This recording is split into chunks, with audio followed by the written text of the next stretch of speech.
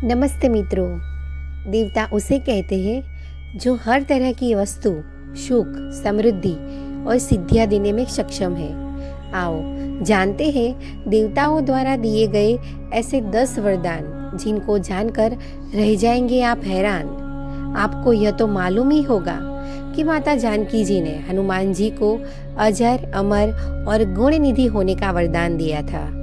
पौराणिक कथाओं में आपने अक्सर यह सुना होगा कि अजर अमर होने, सर्वलोक प्राप्त करने के लिए, किसी विशेष वरदान को प्राप्त करने या फिर कोई अचूक शक्ति हासिल करने के लिए ऋषि मुनि, सूर असुर आदि सभी किसी देवता या ब्रह्मा, विष्णु और शिव की कठोर तपस्या करते थे। यह देवता वरदान तो देते थे, लेकिन वे इस बात को भी जानते थे कि उस वरदान का कितने प्रकार से दुरुपयोग किया जा सकता है। इसलिए वे कोई ऐसी लीला रचते थे कि उनके वरदान पर भी कोई आँच नहीं आती थी और राक्षसी शक्ति का अंत भी हो जाता था। हालांकि कई बार ये वरदान देवता और मनुष्यों के लिए घातक भी सिद्ध हुए हैं।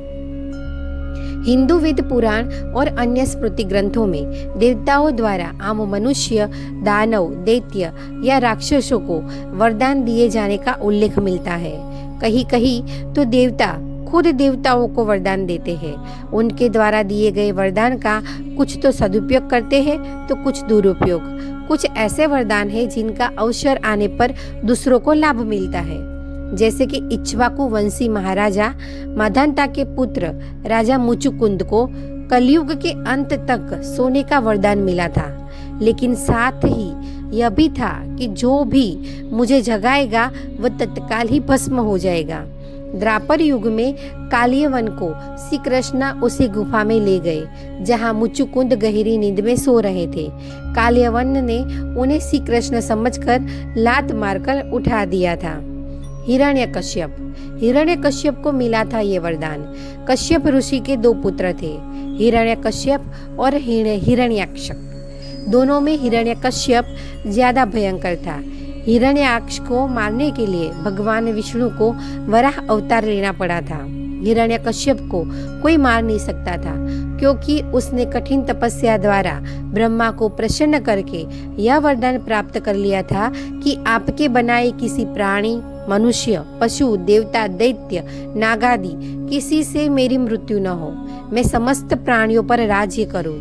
मुझे कोई न दिन में मार सके और न ही रात में, न घर के अंदर मार सके और न ही घर के बाहर।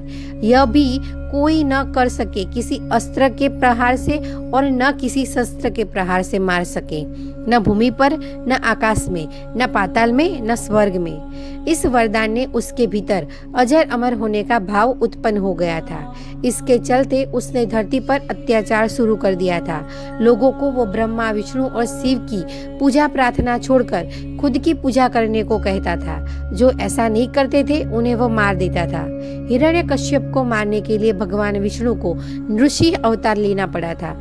हिरण्यकश्यप के कई पुत्र थे, उनमें प्रहलाद भगवान विष्णु का भक्त था। विष्णु भक्ति के कारण हिरण्यकश्यप प्रहलाद से इतना नाराज था कि उसने प्रहलाद को मारने का आदेश दे दिया था, लेकिन विष्णु भक्ति के कारण प्रहलाद को कोई मार नहीं सकता था। प्रहलाद को जल में डुबोया गया, पहाड़ से नीचे गिराया गया, अस्त्र शस्त्र से काटने का प्रयास किया गया, लेकिन हर उपाय असफल रहे। उससे हिरण्यकश्यप चिंतित हो गया। हिरण्यकश्यप को चिंतित देख उसकी बहन होलिका ने प्रहलाद को लेकर अग्नि में प्रवेश करने का प्रस्ताव रखा। होलिका को वर प्राप्त था कि वह स्वयं अग्नि में न जलेगी, पर जब होलिका प्रहलाद को गोद में ले चिता पर बैठी तो एक चमत्कार हुआ। होलिका जल गई और प्रहलाद बच गए। क्यों? क्योंकि होलिका के मन में पाप था। दूसरे के साथ हृदय में पाप लेकर बैठने की उसने गलती की थी। वरदान सिर्फ इसलिए था कि अग्नि से उसकी रक्षा होगी, तभी रक्षा होगी जबकि कोई उसे जलाने का प्रयास करेगा। इस घटना के बाद हिरण्यकश्यप ने प्रहलाद को एक खंभे से से बांध दिया।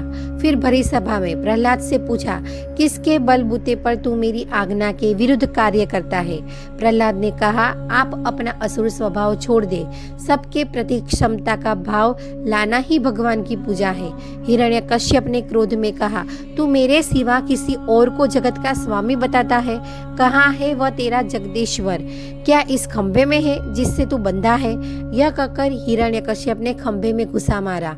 तभी खंभा भयंकर आवाज करते हुए फट गया और उसमें से एक भयंकर डरावना रूप प्रकट हुआ, जिसका सिर सिंह का और धड़ मनुष्य का था।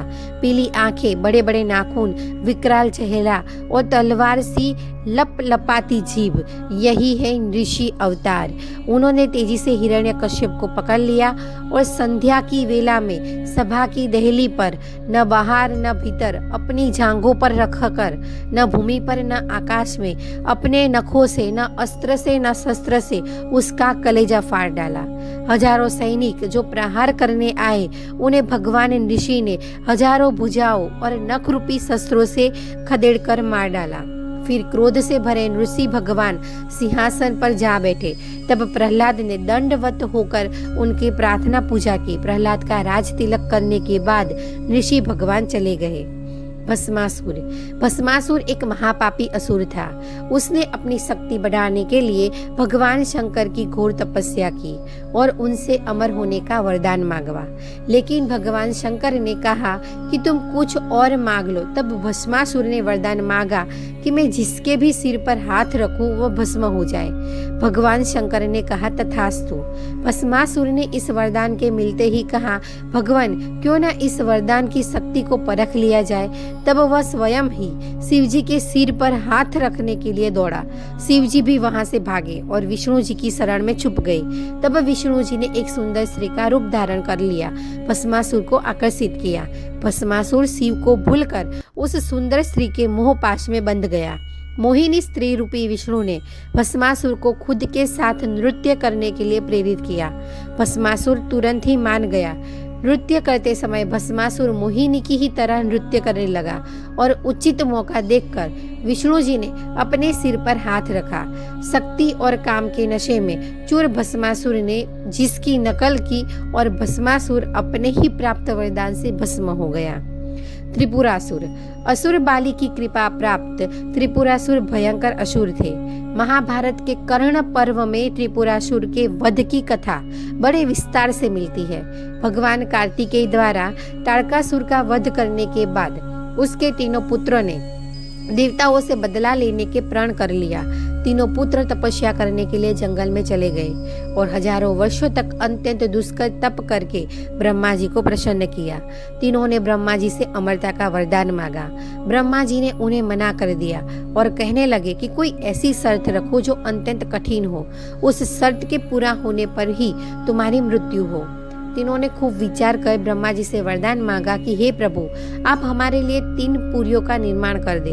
और वे तीनों पुरियां जब अभिजीत नक्षत्र में एक पंक्ति में खड़ी हो और कोई क्रोधित अत्यंत शांत अवस्था में असंभव रथ और असंभव बाण का सहारा लेकर हमें मारना चाहे, तब ही हमारी मृत्यु हो। ब्रह्मा जी ने कहा, तथास्तु। शर्त के अनुसार उन्हें 3 पुरियां यानी 3 नगर प्रदान की गई। तारकाक्ष के लिए स्वर्णपुरी, कमलाक्ष के लिए रजतपुरी और विद्युन्माली के लिए लोहपुरी का निर्माण विश्वकर्मा ने कर दिया। इन तीनों असुरों को ही त्रिपुरासुर कहा जाता था। इन तीनों भाइयों ने इन पुरियों में रहते हुए 7 लोकों को आतंकित कर दिया। वे जहाँ भी जाते समस्त सत्पुरुषों को सताते रहते, यहाँ तक कि उन्होंने देवताओं को भी उन लोकों से बाहर निकाल दिया था। सभी देवताओं ने मिलकर अपना सारा बल लगाया, लेकिन त्रिपुरासुर का प्रतिकार कहीं नहीं रोक सके और अंत में सभी देवताओं को तीनों से छुप छुप कर रहना पड़ा। अंत में सभी को शिव की शरण में जाना पड़ा। भगवान शंकर ने कहा कि सब मिलकर एक प्रयास करते हैं। देवताओं ने कहा, यह हम करके देख चुके हैं। तब शिव ने कहा कि मैं अपना आधा बल तुम्हें देता हूँ और तुम फिर प्रयास करके देखो। लेकिन संपूर्ण देवता सदाशिव के आधे बल को संभालने में असमर्थ रहे। तब शिव ने स्वयं त्रिपुरासुर का संहार करने का संकल्प लिया। सभी देवताओं ने शिव को अपना अपना आधा बल समर्पित किया अब उनके लिए रथ और धनुष बाण की तैयारी होने लगी, जिससे रणस्थल पर पहुंचकर तीनों असुरों को संहार किया जा सके। इस असंभव रथ का पुराणों में विस्तार से वर्णन मिलता है।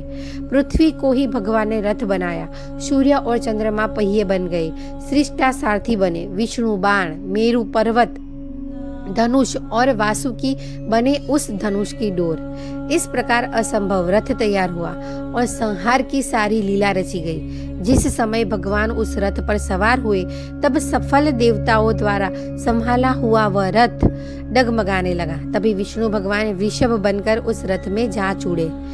उन घोड़ों और वृषभ की पीठ पर सवार होकर महादेव ने उस असुर नगर को देखा और पाशुपत अस्त्र का संधान कर तीनों पुरों को एकत्र होने का संकल्प करने लगे। उस अमोघ बाण में विष्णु, वायु, अग्नि और यम चारों ही समाहित थे। अभिजीत नक्षत्र में उन तीनों पुरियों के एकत्रित होते ही भगवान शंकर ने अपने बाण से पुरियों को जलाकर भस्म कर दिया और तब से ही भगवान शंकर त्रिपुरातक बन गए। त्रिपुरासुर को जलाकर भस्म करने के बाद भोले रुद्र का हृदय द्रवित हो उठा और उनकी आंख से आंसू टपक गए। आंसू जहाँ गिरे वहाँ रुद्राक्ष का वृक्ष उग गया। रुद्र का अर्थ शिव और अक्ष का आंख अथवा आत्मा है। आगे के वरदान मेरी नेक्स्ट वीडियो में सुनते हैं। जय श्री कृष्ण।